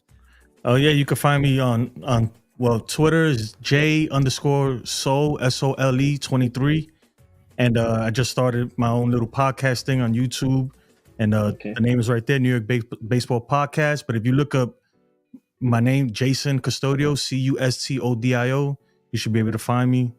And besides that, that's pretty much everywhere you can find me. No worry, we're making sure that we continue to back you up 100% and get you going there. Appreciate And of course, absolutely, make sure we all subscribe to New York Baseball Podcast. I love your introduction, by the way. Love the opening video. Yeah, you got that. We got great minds think alike. I love that. All right, appreciate it, man. I appreciate you having me on. And Chris the Flash, I appreciate you, man. I always watch your stuff too. Austin, this is my Thank you. first I time appreciate meeting you. That's my. By the way, that's my son, Jason. Oh, that's your son? Oh, That's my son. man. He gets his looks from his mother then. Yes, he does. Yes, he does. Yes, he does. I've been here all my life. Yep. Yeah, I appreciate you guys. Kevin, I appreciate, man. Thank you Hey, so man, much. you know that. Open door always, man. You know that. You don't even need Likewise, to ask. likewise. Of course. Thank you. Appreciate it, Jason. All right, I'll see you guys later, man. All right, you got Jason. it. Bye. All right. So we're just us here. We're gonna few more minutes here before we end it. This was pretty fun. It was fun. Of course, we're gonna make sure we take care and hit that like and subscribe for Jason's channel as well as Chris the Flash. We appreciate that, and we thank you for you guys giving us this afternoon with us here. There's gonna be a lot of baseball moves coming up. Everyone now, these free agents, gonna find homes.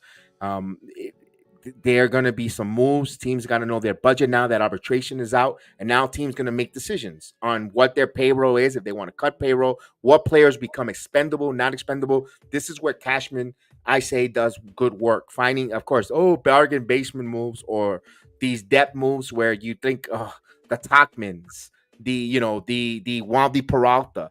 I trust Cashman doing those little type of small moves. I don't know about you, Austin. You think Cashman could do these kind of moves this year, or you think the luck ran out on him? I think he can do it. I think he still at least find one hidden gem, one of those moves you mentioned, at least. Especially like you mentioned next year's pitching free agency. I didn't realize how deep it was. You mentioned Beulah and I think Zach Wheeler too, which Yep. Yeah. So definitely, like I said, I'm now a supporter of getting like a bargain, like those bargain deals, those hidden gems, especially from bullpen wise. Well, yeah, because the bullpen's the Yankees they work on. That's why I think you just focus on the bullpen and just see where it go, see what happens next year, and then go from there. I think he'll find somebody that turns out to be because bullpen's always been his specialty, especially recently. Find these guys who do well in the bullpen. It's just that the only problem is how they use, which is sometimes, but that's more of like Aaron Boone. Seems like. I agree with you there. Let me ask Ruben. Ruben, I have a question. Then I know you follow a lot of the farm system with the Yankees. Is the Yankees got a young arm that they can bring up with high velocity or strikeout and try to use them out of the bullpen? A la the way the Rays brought up and bring up Price and other pitchers in the past come in there short term. We know a long term future is a starter, but they could bring him in the bullpen and set up like a closer or have success the way they used Michael King. Is there anyone down there that could fit that role there for the Yankees in that farm system? I really don't have enough time to follow that Yankee farm system pitching wise. Do you, Chris? Do you?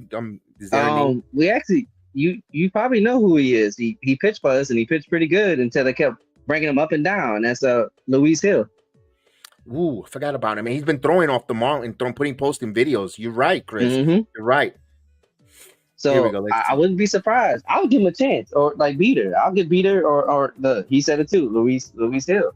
Okay. Why not? I mean, look, I like Clay Holmes.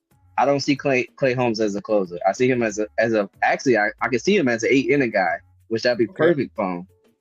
So I don't know.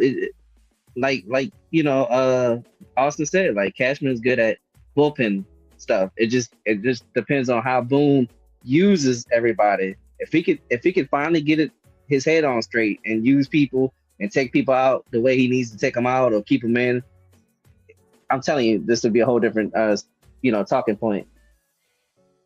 I have, for some reason, again, I have a better sense with Osmus as his bench coach to listen and collaborate, because it's all about Yankees. All they speak about is collaboration, from the front office to the analytic department, scouting department, and the coaching staff.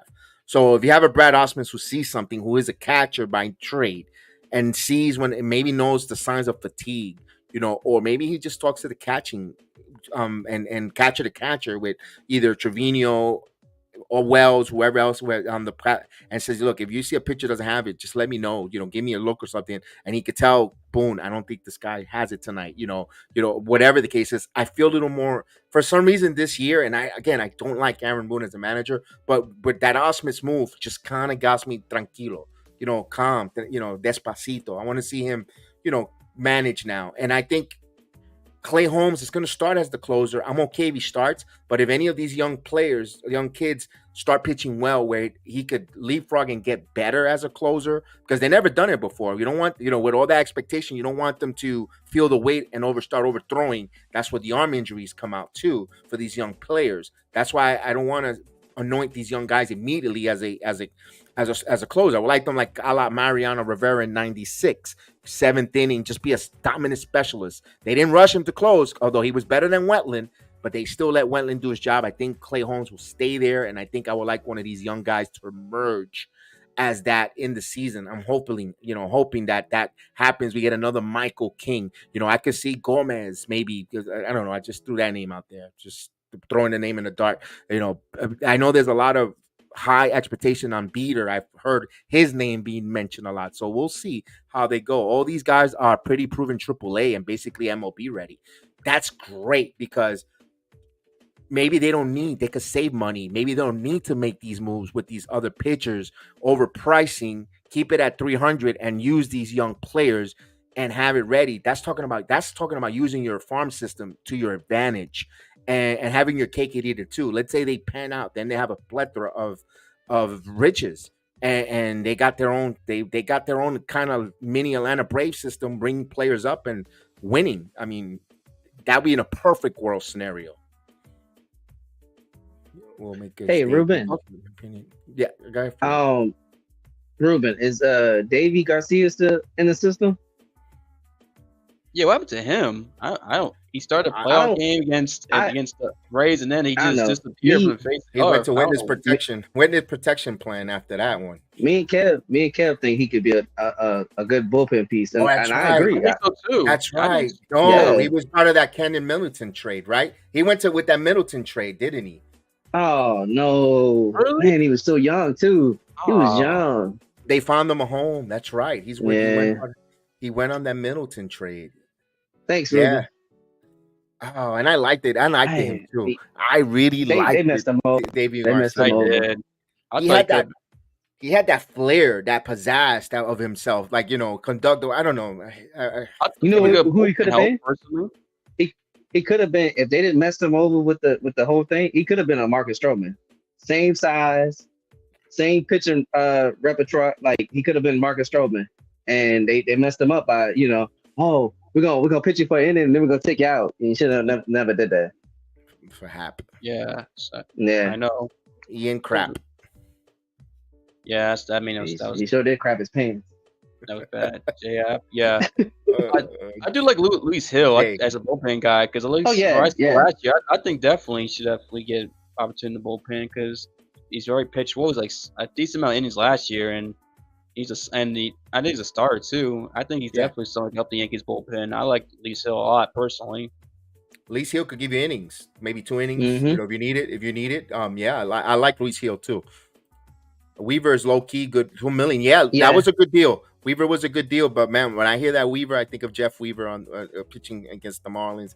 That last name just gives me that little. But that's different player. I know that. I'm just being that. Just the last name just gives me those. My hairs on the back of my neck stands up when I hear that. But hopefully, this guy could be something different, a difference maker. Different grip. Oh, he's gonna give a different fastball grip. Interesting there, because they did get an assistant bench coach there for the Yankees coming in. They named their staff. I wonder if they have a different philosophy of pitching. I still got Matt Blake. You know me, I don't like too much the slider. I wish they would go back to the forkball or the splitter along, but it is what it is. I thought if Yamamoto were coming with that splitter, I was getting a little excited for that one, because he's going to bring that's a pitch to me in my heart. When they won Dynasty, that was one of their Mel Stoudemire's cone through it. Clemens developed it, Pettit had it and I liked that splitter. It helped out. But of course, since Sanchez couldn't block it, they went away. They went to the slider, yada yada. We spoke about it there. Not many American coaches teaches the splitter. Yeah, and I like the splitter. Mel Stoudemire was phenomenal there. You see that there, and that was a way of changing that. The splitter's rare. The splitter was rare. I remember in the early 80s, it was called the fork ball. That was David Wells, Dave Stewart, who liked throwing that fork ball. And then it became more of a splitter, of course, with Ryan, and of course Stoudemire with the Mets and so forth. And I just thought, to me, when you have a fastball, high velocity, that splitter, when it just falls down, it's just totally wicked, man. Because you can always hang a damn slider, especially in the cold weather, because you don't have your fingers. Your fingers are numb. With a splitter, the way to grip, it's just gonna die. Either you bounce it in the ground, or you're just gonna get that swing and a miss. Where it's gonna, but the slider with the, look. That's what Tanaka threw. Tanaka threw the splitter. Tanaka threw the splitter. Yeah, Mm-hmm. I think that was the last Yankee pitcher, if you ask me. Yeah. Who threw that? Great. Would you hire a coach who specialized in the splitter? I would, Ruben. I would. I believe in that pitching. I don't know why. Maybe the analytics say that there's a lot of torque on the elbow, or it's not good for long term. But damn, the Yankees won a lot of freaking World Series, a lot of games with that pitch being featured there, along with they were. Man. I do wonder, why would coaches not know how to teach it if Stoudemire knew how to do it? That's a weird thing. It's probably the torque. It's probably the repercussion of the torque on the elbow, on the arm. Or on the elbow. Has to be a reason why. I'm not saying it's facts. I'm just guessing. This is my opinion. And the hand size of the pitcher, that too. Yeah, that too. That's fair point. Yeah, that also. Yeah, that's also another one. I agree. If you could hire a pitching coach that specializes in throwing splitters, I mean, why not? I mean, especially like it seemed like more of the like Japanese Asian market. They that's what one of their pitches they throw mostly is a splitter. So I mean, I would look into that. But do remember that the ball in Japan is much more smaller than the American baseball. Well, that's why you would teach them. Like I would teach them at a young age, like say Roki. I would teach Roki at a young age, since you're only 21, 22. Throw this first, and then because it's like I don't know if yeah probably worked out. It's like a medicine ball, like. You throw a medicine ball, and then say you throw a football. The medicine ball is a lot heavier, so it's gonna make you, that's I don't know. That's what I would do. I would try to teach them at a young age to throw a Major League Baseball, so they can get used to it. That's the issue, though, because in the way they bring up the minor league system, or at least when I used to manage and teach little league all the way to like 16-year-olds. They were told not to throw that. We were told and instructed by the leagues ourselves. Where this is summer league baseball. Yeah. Not to teach them how to throw the curveball or anything because of development of the hands. Mostly fastball. No, try not to throw no curves because of the torque for the age. They're still developing their arm. You want to develop arm strength. I don't think you want to.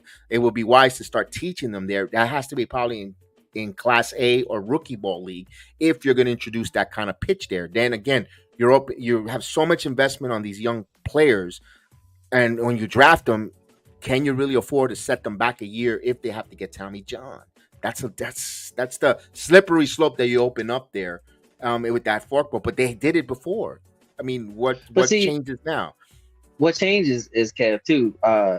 Probably because they don't, like you said, they don't start them early. It's better to start them early so they all can get used to throwing that pitch.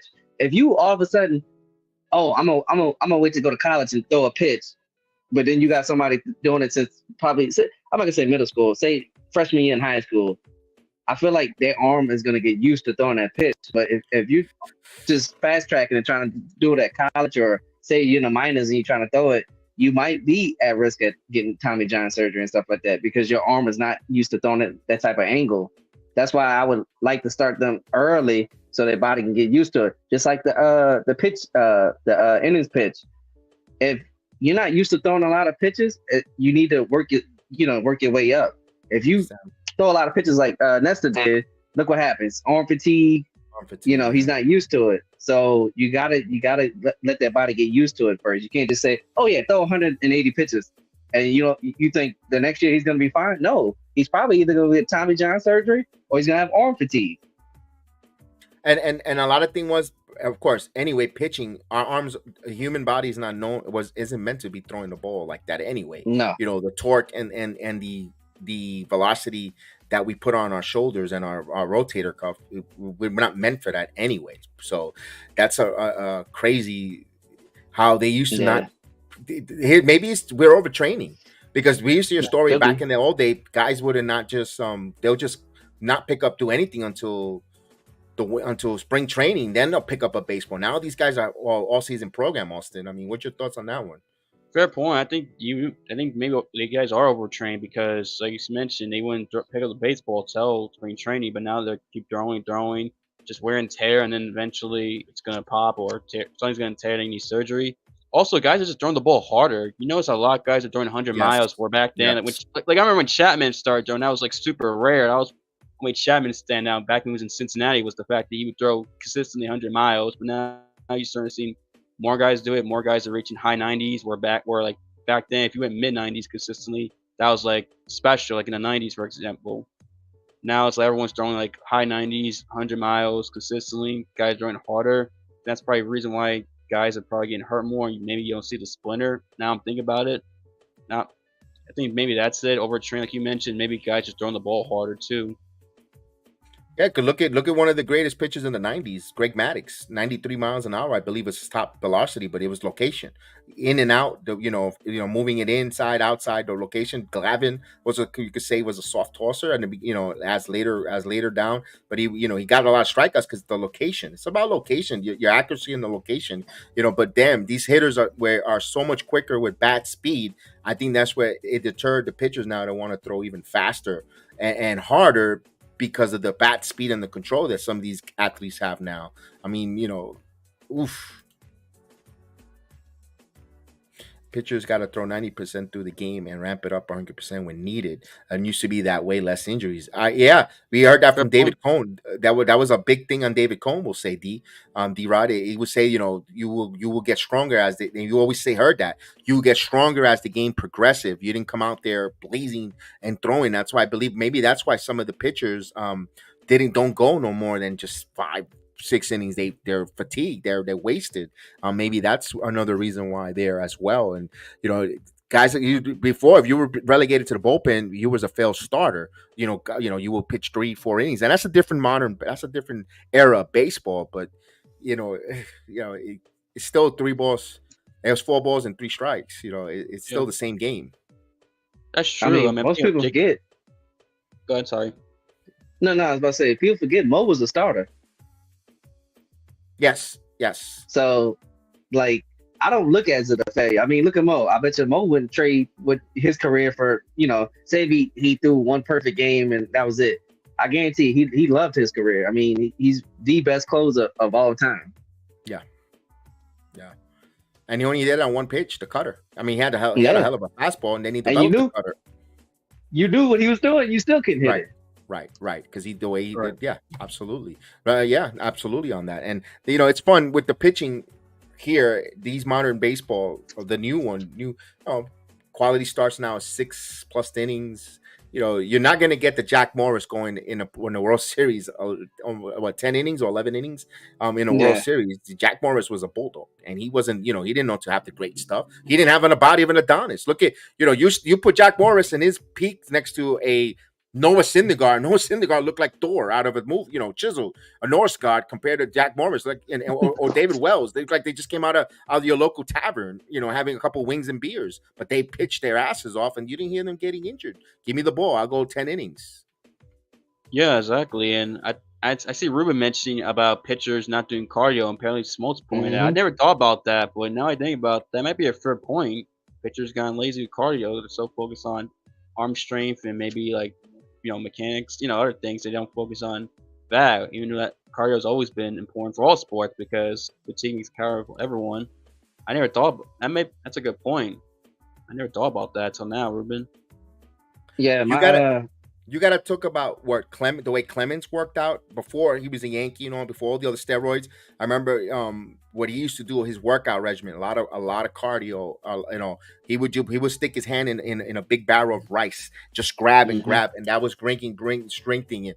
Nolan Ryan, yes, he had blister issues, but Nolan Ryan's conditioning. This guy pitched almost at 47 years old, man. I mean, there's some longevity there. Frank Tanaka. I mean, he got guys out with junk later on in his career, but he was still a pitcher who pitched for longevity. The secret, they need to, you always can learn from your history, find out what worked there, and tweak it with the modern. It's great about modern studies now with modern medicine and science.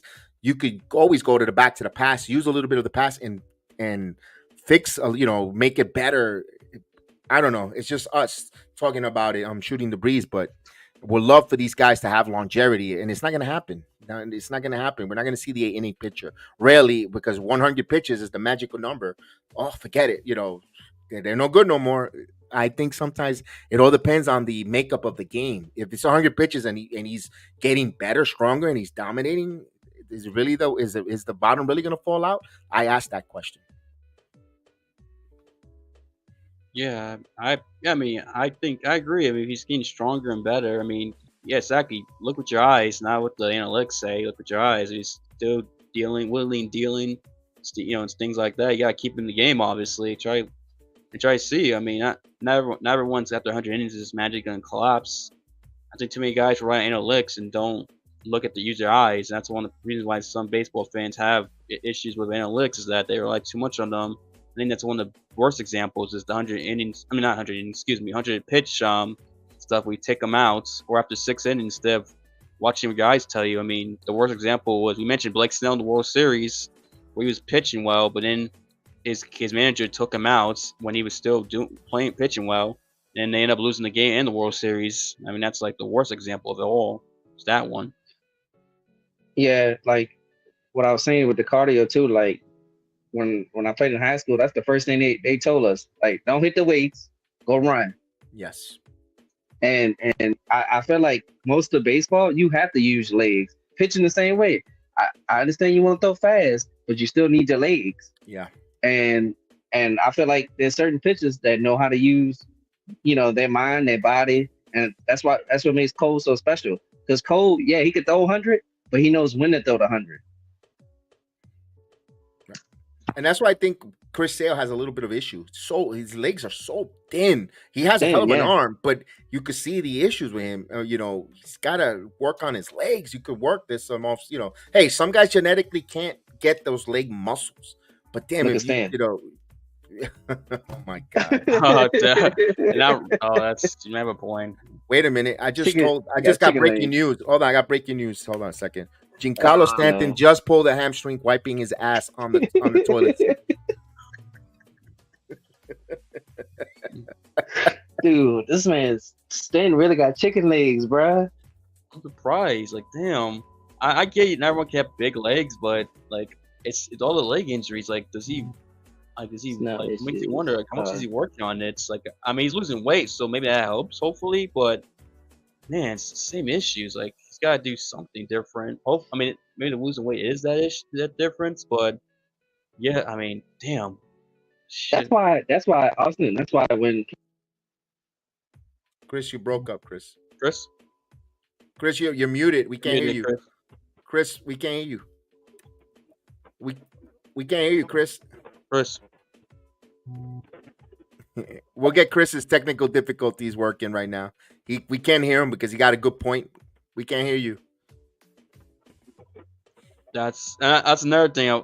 Reason why I'm not a fan of Blake Snell is that he's controlled. Sometimes he walks guys way too much, and you're playing risky game. You walk guys. I mean, all of a sudden a hit can turn to 2 runs instead of just giving him a hit. When you do that, that's one reason why I'm not a big fan of Blake Snell. Walks way too many guys.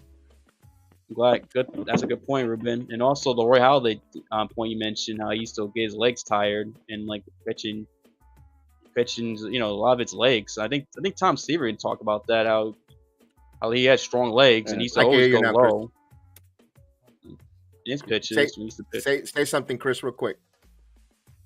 Chris? All right, you're back. I can You're hear y'all back now. on. I couldn't hear none of y'all. No, you're back on. We couldn't hear you Yeah, I either. don't know what the hell We happened. couldn't hear you at all. We were. I was saying though, like Judge, he never gets. I've never seen like leg injuries besides that toe issue. But Judge's body is meant for him. For some reason, it seemed like Stanton keep hitting the weights, and I feel like he's skipping leg day. Also, I his think inning so is being too, limited yeah. in Tampa because Cashman did not let Snell go deep. Cash. Snell was done with Cash after that World Series. That's another issue. And maybe that's a negative, a con, not to bring Snell to New York, especially Boone. The Yankees, if they have a good bullpen, a super bullpen, and he wants to leave Snell on a good note, and it's only 5 2/3 innings, and they want to pull him, and we're up by a couple runs, we're going to trust the bullpen, and if Snell wants to pitch one more inning, if he has an innings clause to kick in or whatever the case is in contract, and that might cause a rip, and he's been vocal or demonstrative on the mound when he doesn't want to come out. If we already have one with Stroman, possibly, which we talked about earlier, and then you bring Snell, it could be a little bit of a slippery slope there. That I could see where a lot of folks won't want to get Snell in here for that reason. Snell could go long for a game. Yeah, so guys, I think we could wrap it up here. We'll go back because we're gonna be more news there. Ruben, one of these days, I would love for you. You're more than welcome. Door open for you to join us, Ruben, on the program. You don't even have to ask. Just let me know. Hey, we're gonna come live. You're more than welcome, Ruben, on. We would love to have you on. I know you're at work. We appreciate though all that good insight there, of course. One of these days, we'll probably see you there with Latino Sports there, because I know the guy in charge of Latino Sports through Mike Acevedo and all that stuff. So one of these days, we'll probably meet up one of these days there, Mr. Ruben. I don't know if you heard. Hicks, yes, 11 million for 4 years. Hold on, we said a starter. Starter, really? Hold up. Wait a minute. Hold on. That's what it sounded like D-Rod just said, as a starter. As a starter. I did not know that.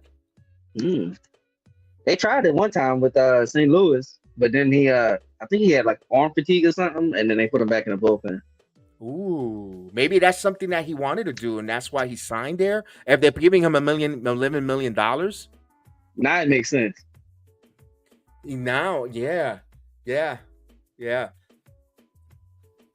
Yes, right, absolutely, Ruben. Absolutely. Chris, tell us where we could find you. I know where we could, but we want to hear the audience let you know where we could find you.